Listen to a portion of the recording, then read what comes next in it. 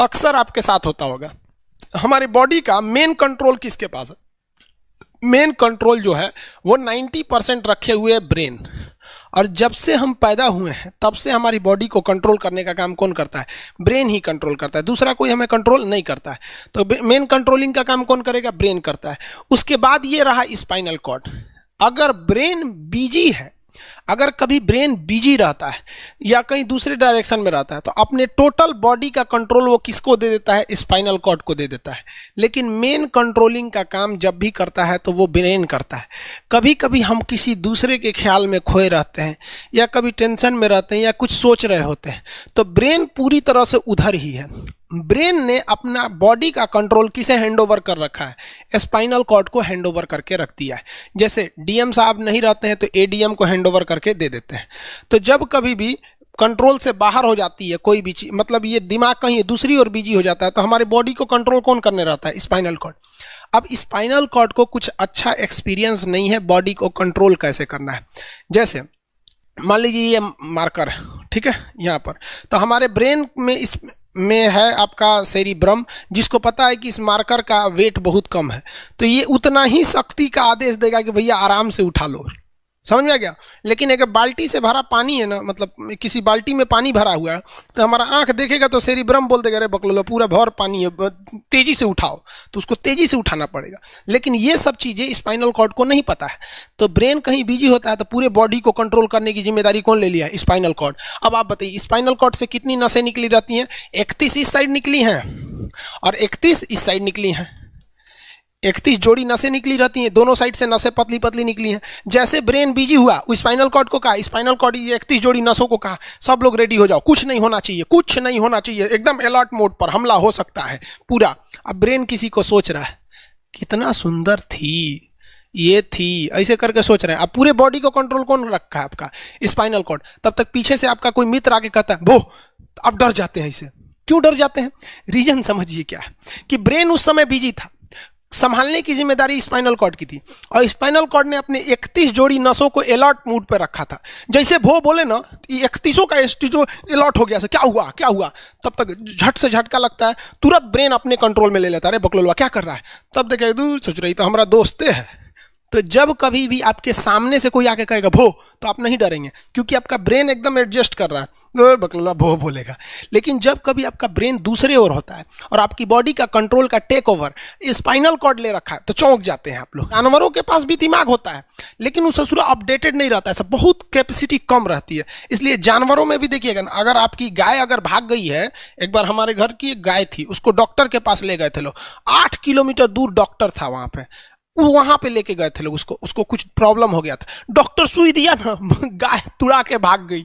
और ससुरी पहली बार गई थी वो हॉस्पिटल में, जानवरों के हॉस्पिटल में, इसके बाद वो कभी गई नहीं थी, लेकिन वो रास्ता याद रखी थी, वापस आ गई थी।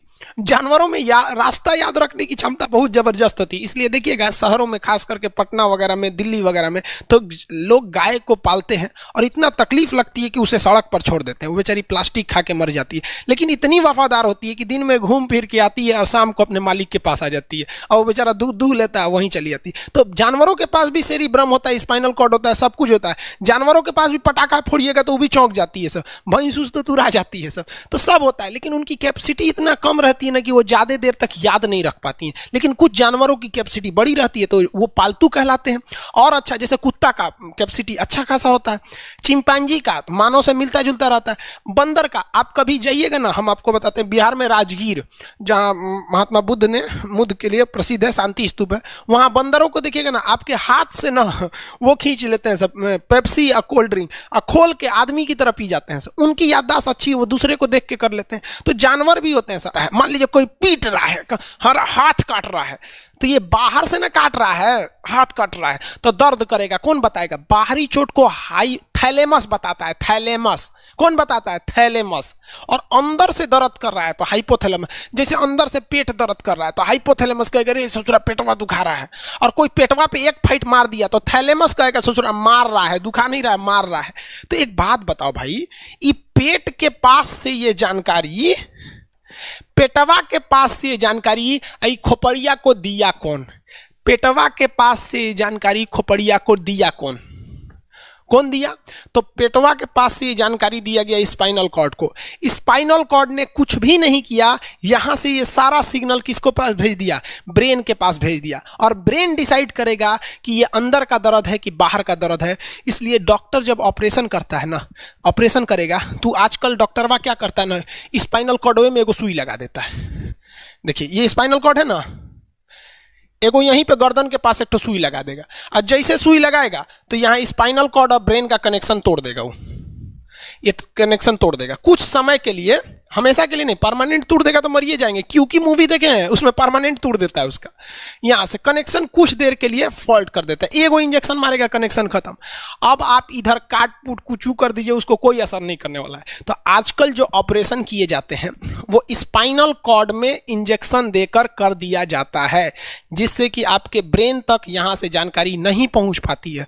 इसलिए आप देख रहे हैं कि ब्रेन सही है लेकिन ब्रेन के लिए जरूरी स्पाइनल कॉर्ड है। तो आज जो भी ऑपरेशन किए जाते हैं, आज जो डिलीवरी का ऑपरेशन होता है ना बच्चे के लिए, तो कोई महिला गर्भवती है तो होश में रहती है, बतियाते होती आती रहती है, यहाँ से काट दिया, उसके चीर के सामने बच्चा निकाल के दिखा देगा, लेगो जो जो रोएगा वहां पर सही हो गई, वहां पर फिर 6-7 घंटे बाद ये सही हो जाता है। आज से 12-13 साल पहले तो हॉस्टल के सारे लड़के छुट्टी में चले गए थे, यही दुर्गा पूजा का समय था, सारे लड़के चले गए और हम दुर्गा पूजा में गए नहीं। और पूरे हॉस्टल के कैंपस में, अब वही सरकारी हॉस्टल बहुत बड़ा होता है, अकेले हम ही थे। अब उसे थोड़ा डर लगने लगा और रात में ना अचानक दरवाजा कोई ऐसे चूं चूं आवाज आने लगा। सोचो हम बहुत डर गए थे। अरे यार ग्रेजुएशन फर्स्ट ईयर का स्टूडेंट कितना दिमागे रहता है उसके पास, डरल रहता है, डर गए एकदम।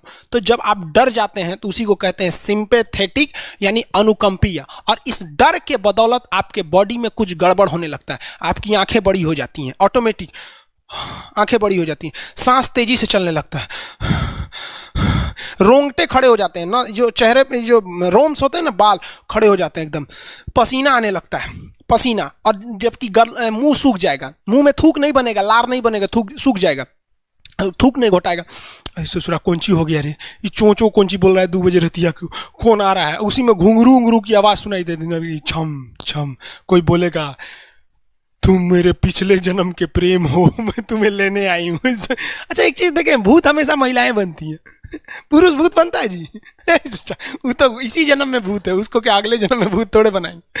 समझिए, अच्छी डर लगने लगेगा। तो ऐसी घटनाओं को सिंपैथेटिक कहते हैं। हमको मेन कारण क्या था? सोचा डर लगा, लेकिन इस डर लगने से अखिया काहे चौड़ा हो गया, मुंह सूख गया, पसीना आने लगा, रोंगटे खड़े हो गए, शरीर कांपने लगता है। कौन कर रहा है पता ही नहीं चलता है। ब्रेन कर रहा है कि स्पाइनल कॉर्ड कर रहा है कि ब्रेन से निकलने वाली 12 नसें कर रही हैं कि स्पाइनल कॉर्ड से निकलने वाली 31 नसें कर रही हैं, किसी को नहीं पता, सब अपने में गड़बड़ हो जाती है। इतना भयानक डर जाएंगे ना, ब्रेन, सेरिब्रम, मेडुला ऑब्लंगाटा, ये जितनी स्पाइनल कॉर्ड है सब पगला जाएंगे। सर क्या हो गया? अरे भाई कौन भूत उतारा है क्या? तो ऐसी घटनाओं को ऑटोमेटिक हो जा रहा है। ऑटोनोमस नर्वस सिस्टम क्या हो रहा है, अनुकंपीय, समझ में नहीं आता है, हाथ पर कांपने लगता है एकदम। और दरवाजा कोई खटखटाएगा, खोलो तुम्हें मैं लेने आई हूँ, यमराज की भतीजी हूँ मैं। अरे ससुरा, खोलिएगा उसको तो कहेंगे दूर ससुरी तो हमरी वाली है रे। तब आपका मन एकदम हरिहरा जाएगा, आहा हमरी वाली आई है मिलने के लिए। तब जब आप रिलैक्स हो जाते हैं तो उसे कहते हैं पारासिम्पैथेटिक यानी परा अनुकंपीय। अब जो जो घटनाएं हुई थी सब नॉर्मल हो जाएगा। आँखिया जो चकरा गया था नॉर्मल हो जाएगा, जो मुंह सूख गया था अब मुस्कुराने लगेंगे। अब बैठो बैठो बैठो, हॉस्टल में कोई नहीं है, बैठो बैठो बैठो बैठो।